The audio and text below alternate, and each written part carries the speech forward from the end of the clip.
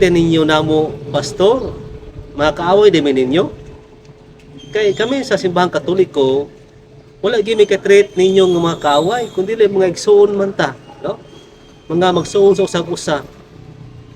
So, una nga kami sa base sa wali sa mga namatay nga sa tupapa, yung mao na mo ang mga magsasala apan ang sala among dumtan. Mga kaigsunan ko ni Kristo, so, hapon na itong challenge si Mary Jane, si Pastoy Mary Jane Lanugan, kayang i-prove nga, iyang i-prove, kato iyang i-post sa Facebook magsuon nga matod pa niya nga si Pope Francis ang founder sa Simbahang Katoliko. Ito siyang i-challenge. Karon follow up siya. Oh, matod pa niya nga founder lagi ninyo na kay dili man si Jesus Christ ang gisunod.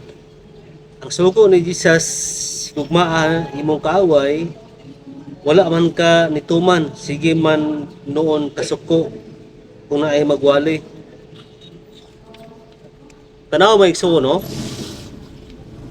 Namasangil na po siya, yan ang gidugahan iyang baka, di ba? Gahapon na to siyang gitubang manggod tungod kay gusto na to mulutaw ang kamatuoran, no? Kay nagsangya mo kita sa nagwali makaka pastoy.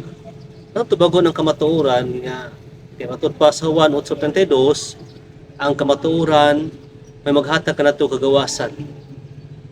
Oh, una may igsoon ang ato gimaklaro, no, ang intensyon sa maong pastora nga naman. Kay ang treat din ninyo namo pastor, mga kaaway din ninyo.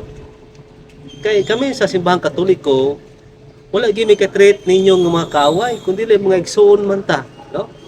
Mga magsuon sa usag-usa. So, una nga kami sa base sa wali sa mga namatay nga sa tupapa, yung mao na mo ang mga magsasala apan ang sala among dumtan. Dili mi ganahan ng mga kanabitawng kanang bakak, gusto na mo ang kamatuoran. Nya matod pa nimo, pasangila minimo, usa day ka karon day ka nang ikaw day huwis sa day ka or judge sa day ka kay nihukman na minimo mga Katoliko. Ha? So, matod pa nimo, founder lagi namo si kining Pope Francis kay wala mi gasunod sa sugo ni Kristo. Pagka luyas ang tanang ginagsuon. Mao na nga kiduang punto, mo unan to ka punto, no. Kiduang punto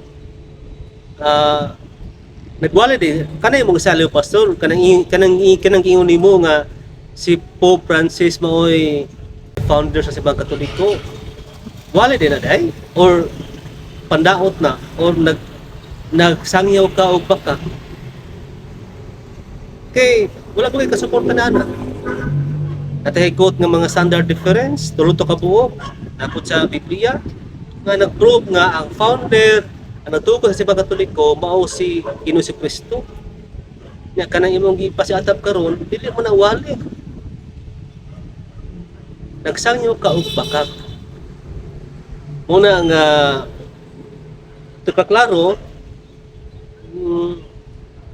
ato nang gitubag kami sa safety mo tubago na muna may ngana nga naman kay among gusto mulutaw gyud ang kamatuoran.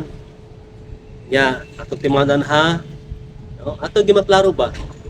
Nga diha sa Mateo 7:15 nga gisaysay diha ni Kristo nga mabantay ta sa mga mini nga mga propeta. Wala sila daw mga karnero apan usa sila ka mga bangis nga mga lobo.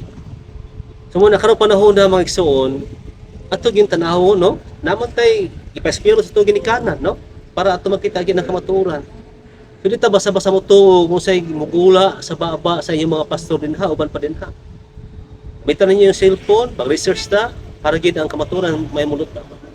So salamat kayo na ato ginanaklaro nga ang lantaw na ni pastora Mary Jane Lanugan na pong mga Katoliko, mga kaaway din niya.